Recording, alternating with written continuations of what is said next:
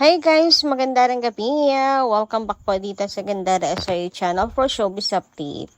Ang tatalakayin nga natin ngayon at pag-uusapan mga kakimpaw ay pumapatungkol nga po dito sa episode ng Come Dine With Me na nagbigay po ng kalituhan sa mga manonood mga kakimpaw. Dahil meron nga po dong nabanggit si Chinita Princess na nakapagpalito at taliwas sa kasalukuyang nangyayari ngayon mga kakimpaw. Kaya naman mayroon pong official statement ang Star Magic para po sa kanya.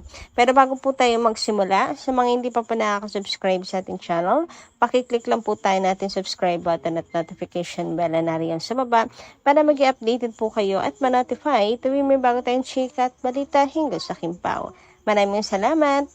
And ngayon naman simulan na natin ang pagbabasa ng comment mula sa ating mga subscriber upang malaman ang kanilang mga reaksyon at saloobin tungkol po sa mga previous update kina Kim and Paolo. So mula po sa first commenter natin si Miss EA, sabi niya rito na una si Paolo sa airport kasi naayos na ang mga papers nila ni Kimi. Si Pao na may hawak ng papers nilang dalawa.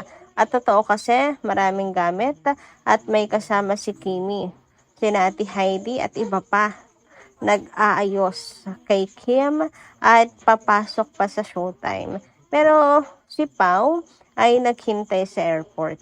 Pinakita pa yung papers na pagdating ni Kimi at nagbeso ang Kim Pao. Nag-staycation ang Kim Pao at gumawa sila ng song at kinanta nila sa ASAP Sydney, Australia na hindi muna tayo uuwi. Tinupad naman kasi nagpa-pictures pa sa vlogging, sa closing, sorry naman, ng ASAP at happy ang Kim Pao. Sa bye-bye, taas ng kamay ng mag-asawa. Thank you so much, Australia. Pinabalik pa ni Martin sina Kim para sa last pictures. Ayan, kapit na. May karapatan si Kimi. Sabi ni Pao, humawa ka ng mahigpit, alis tayo. Hindi muna tayo uuwi. Proud of you, Daddy Pao. Deserve mo ang heart ni Kimi. Super mo si Kim, minamahal. Sabi ni Kimi, gusto ni Paula Avellino sa kanya ko. Nakita ang tunay at wagas na pagmamahal. True, pure, genuine, and sincere love kay Pao lang. Ibang-iba siya, super gentleman at respectful sa akin at sa lahat ng mga mahal ko sa buhay. Perfect lovers, perfect partner in real life, and perfect combination kami. May the hero, may the hero, may listener, and may Mr. Right. Paolo Avellino, may one and only, one in my heart, forever. Thank you, Lord God. Thank you, Lord God, and thank you, my Daddy Papi Pao. Grabe, napakahaba naman ang komento nitong si Miss EA at nagkanda wrong type ng mga kakimpaw. Medyo nahirapan tuloy tayong basahin.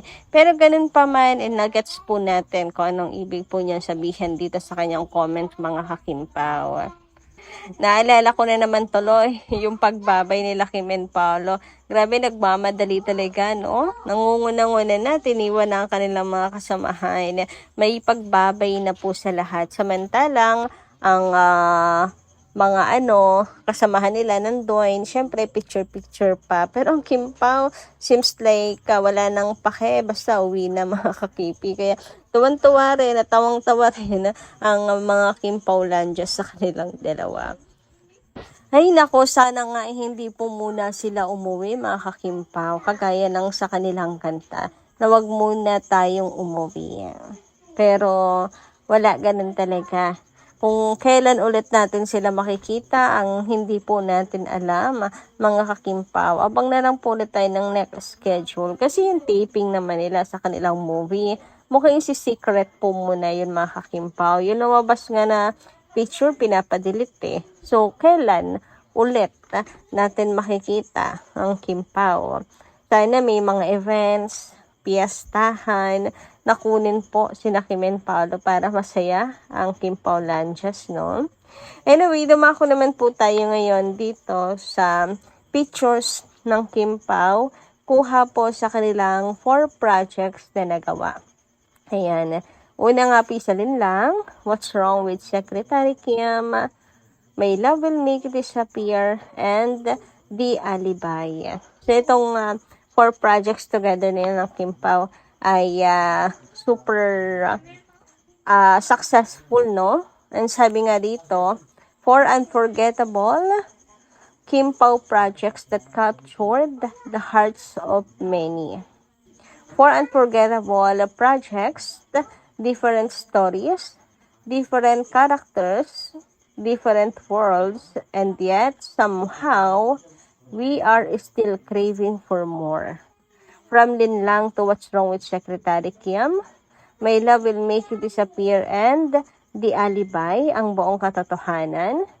Kim and Pao have take us truly every kind of emotion, leaving us wanting another story, another journey, another chapter of their undeniable magic. Because when Kim Pao delivers, one project is never enough. We will always be craving for more of Kim and Paolo. Nako sa true, mga Kim Pao. Kaya nga, happy po nung announce na yung Kopino. Tapos ngayon, another movie for Kim Pao. Grabe, no? Hindi pa po natatapos ang taon. Pero nag-uuma po ang blessings kina Kim and Paolo. As in, talaga super.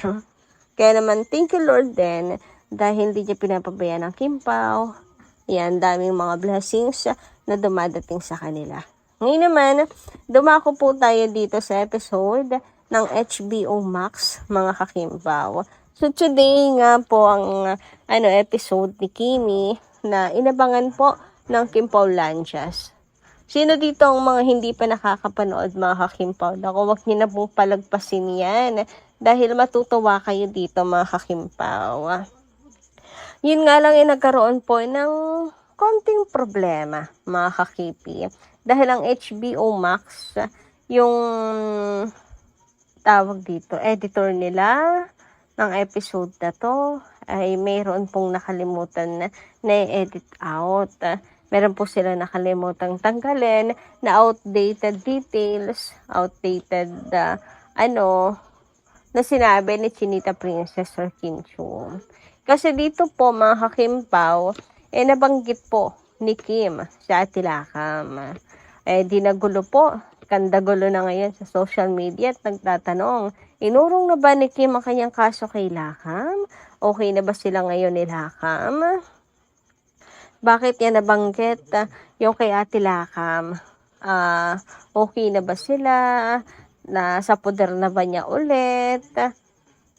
So, hindi maiwasan na malito ang mga fans na hindi po alam na matagal na palang na-shoot etong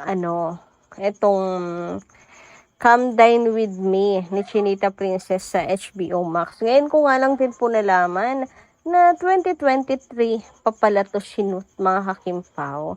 Matagal na pala, no? Ngayon lang pinalabas. Grabe, 3 years bago nila ipinalabas. Ano kayang dahilan ng mga ka-Kim Pao, bakit ngayon lang to?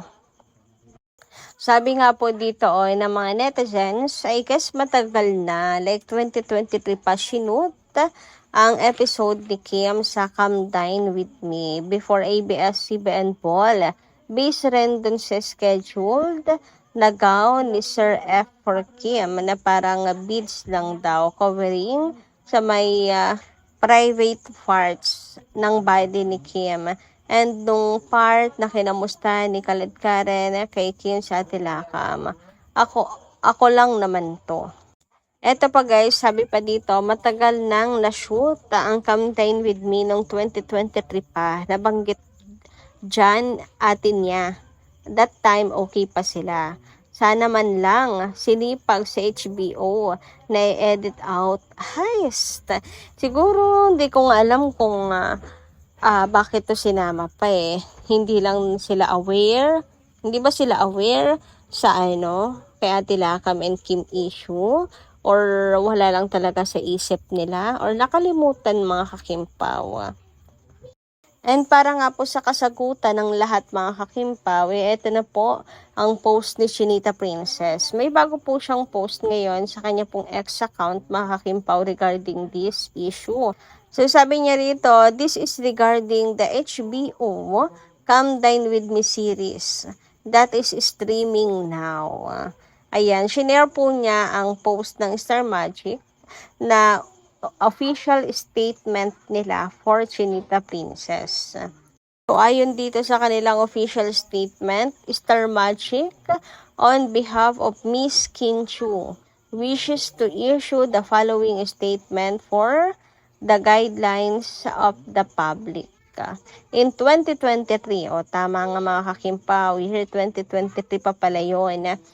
An interview of Kim regarding her sister was recorded and currently being viewed by the public. While the statements made by Kim at the time were true and reflected the circumstances then, they no longer represent the present situation. So, iba na daw ngayon, mga kakimpaw. Kasi recently lang naman, last year lang, di ba? Yung kay Ate Lakam na issue. So, okay pa talaga sila dyan nung 2023. Since then, Kim Chu has discovered material information that came to light in 2025, which prompted her to take legal action. As a result, a criminal complaint by Kim against Ms. Lakambini Chu is currently pending before the proper authorities.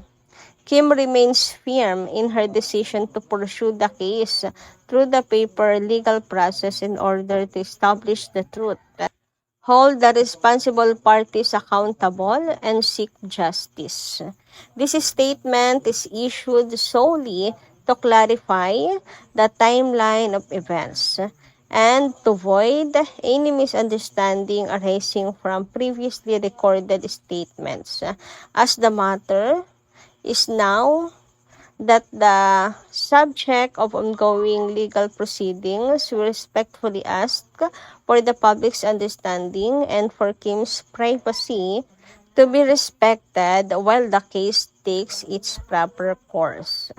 Thank you for your continued love and support for Kim, Star Magic. So, ayan po ha.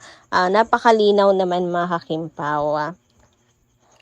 Stay firm si Chinita Princess sa kanyang desisyon to pursue the case through the proper legal process in order to establish the truth.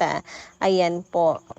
So, wala po yung umuugo ngayon na chika na may pag-urong na si Kim sa kaso, ganyan at okay na sila, na magkasama na ulit. Wala pong ganun mga kakimpaw. Wala, tinamad lang siguro ang HBO Max nga mag-edit. So kayo guys, ano yung say patungkol dito? Comment ka lang po dyan sa baba. Hanggang dito lang muna ating update. Maraming salamat po sa inyong pakikinigan. Kita kasi po muli sa susunod nating chika. Maraming salamat at ingat po palagi.